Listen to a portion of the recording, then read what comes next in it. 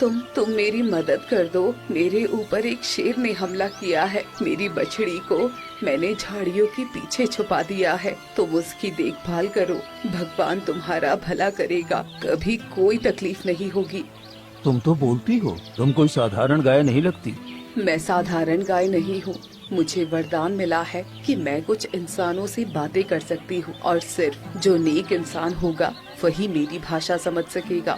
यानी कि तुम मेरी भाषा समझ रहे हो तो दिल के तुम बहुत नेक इंसान हो। मुझ पर एक एहसान करो, मेरी बछड़ी को ले जाओ और उसकी देखभाल करो।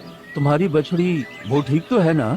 हाँ, वो ठीक है, पर शेर किसी भी वक्त उसे मार देगा। मुझ पर रहम करो और मेरे बच्चे को अपने साथ ले जाओ। ठीक है, मैं तुम्हें वचन देता हूँ कि तुम्हारे बच्चे को भी मैं अपने बच्चों की तरह पालूंगा। तभी झाड़ियों से एक छोटा बछड़ा बाहर आता है। तभी गाय की मृत्यु हो जाती है।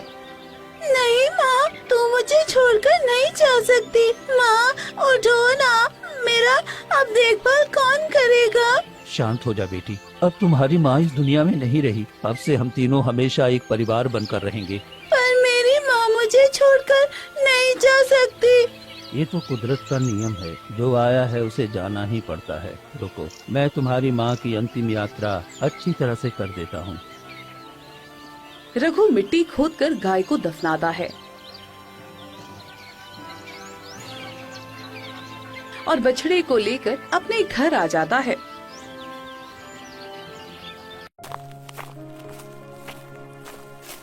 पिताजी, पिताजी, आपके आने में इतना वक्त कैसे लग गया? आप ठीक तो है ना? हाँ, मैं बिल्कुल ठीक हूँ बेटा। और देखो बेटा, तू कहता रहता था ना तेरा कोई अच्छा दोस्त नहीं है। मैं तुम्हारे लिए एक अच्छा दोस्त लेकर आया हूँ। क्या सच में पिताजी? कहाँ है मेरा दोस्त? ये देखो, एक बछड़ी है, एक गाय का बच्चा है जो बिल्कुल अनाथ है। अब हम तीनों एक परिवार की तरह रहेंगे। क्या सच में? तब तो बहुत मजा आएगा पिताजी। लेकिन ये देख नहीं सकता है। नहीं, ये देख नहीं सकता, ये जन्म से ही अंधा है। इसलिए अब से तुम दोनों एक अच्छे दोस्त की तरह पूरी जिंदगी साथ रहना, और कभी मुझे कुछ हो जाए तो तुम दोनों अलग मत होना। मैं वचन देती हूँ कि मैं तुम्हारे बेटे को कभी कुछ नहीं होने दूंगी और हम दोनों एक अच्छे दोस्त की तरह हमेशा साथ रहेंगे।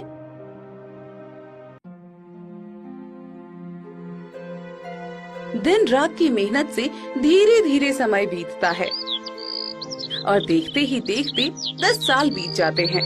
ज्यादा मेहनत और बीमारी के कारण एक दिन रघु की मृत्यु हो जाती है। पिताजी, पिताजी क्या हो गया? आप कुछ बोल क्यों नहीं रहे हैं? गौरी, पिताजी को क्या हो गया? ये कुछ बोल क्यों नहीं रहे हैं? गोपाल पिता की मृत्यु हो गई है। अब वो कभी बोल नहीं पाएंगे। वो हमें छोड़कर चले गए हैं। नहीं नहीं, ऐसा नहीं हो सकता। पिताजी मुझे छोड़कर नहीं जा सकते। पिताजी, पिताजी उठिए ना, क्या हो गया है आपको? गोपाल फूट फूट कर रोने लगता है। ये आवाज सुनकर गांव वाले आ जाते हैं। अरे गोपाल, तेरे पिता की मृत्यु हो गई है। अरे अब क्या होगा इस बेचारे अंधे का? अब तो इसका दुनिया में कोई नहीं है। कैसे ये अपने पिता का अंतिम संस्कार करेगा? हाँ, तुम ठीक कहते हो भाई। अरे जब से ये पैदा हुआ है, एक तो अंधा पैदा हुआ, ऊपर से इस बेचारे को इतना परेशानी और इतना काम करना पड़ा कि देखो वक्त से पहले ही चला गया। अब पता नहीं इस अंधे का क्या होगा। हाँ हाँ, लगता है यही अपशगुन है। जन्म लेते लेते अपनी माँ को खा गया और देखो अब अपने पिता को भी खा गया। ऐसे अपशगुन को तो हमारे गांव में भी नहीं होना चाहिए। आप लोग ये कैसी बातें कर रहे हो? मेरे पिताजी की मृत्यु हो गई है और आप लोग अभी भी उल्टी सीधी बातें कर रहे हो। चले जाओ यहाँ से। अगर मेरे गम में शामिल नहीं हो सकते तो कम से कम मुझे ताना मत मारो, ये ठीक नहीं है। अरे इसकी अकड़ तो देखो, एक तो ये अंधा है और ऊपर से इसकी हालत इतनी कमजोर है। अरे अब तो संभल कर बात किया कर। एक तू और एक ये तेरा गाय, तुम दोनों क्या कर लोगे? पूरे गाँव में तो भूखे मरोगे। सभी गांव वाले वहाँ से चले जाते हैं। गोपाल, अपना दिल छोटा मत करो। गांव वाले तो ताने देते हैं। मैं तुम्हारी जिम्मेदारी उठाऊंगी, तुम्हें कुछ भी नहीं होने दूंगी। तुम्हारे पिता को वचन दिया था, उन्होंने मुझे अपना समझा, तो मैं तुम्हारा सहारा बनूंगी, तुम्हारी अच्छी तरह देखभाल करूंगी। गोपाल और गौरी मिलकर रघु का अंतिम संस्कार करते हैं।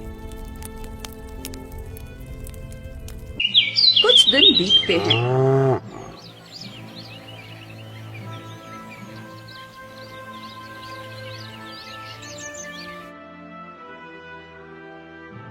गौरी, मुझे बहुत जोर की भूख लगी है और मुझे कुछ भी दिखाई नहीं दे रहा। तो मैं क्या बनाऊं, क्या खाऊं, मुझे कुछ समझ में नहीं आ रहा है। मैं कुछ खाने का इंतजाम करके आती हूँ। गौरी घर से निकलकर गांव वालों के पास जाकर खड़ी हो जाती है। कोई कुछ खाने को दे दो। ये गाय यहाँ पर क्या कर रही है? लगता है हमसे कुछ कह रही है। अरे गाय भला कैसे बोल सकती है? तुम्हें जरूर कोई नशा हुआ है। अरे जा जा जा यहाँ से, तेरा साया हमारे ऊपर मुसीबत लाने वाला जैसा है। जा जा यहाँ से। गौरी को भगा दिया जाता है और वो कई जगह मदद मांगती है, लेकिन कोई उसकी मदद नहीं करता। थक हार कर गौरी घर वापस आती है।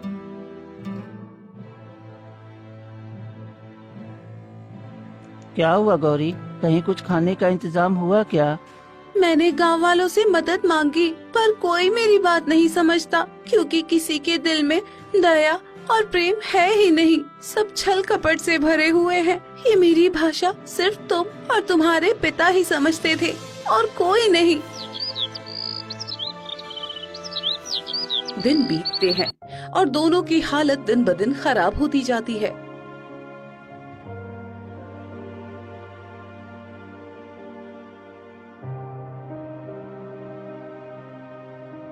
गौरी, चलो मैं तुम्हारे साथ चलता हूँ, शायद कोई हमारी मदद कर दे। दोनों एक गांव वाले के पास जाकर कहते हैं,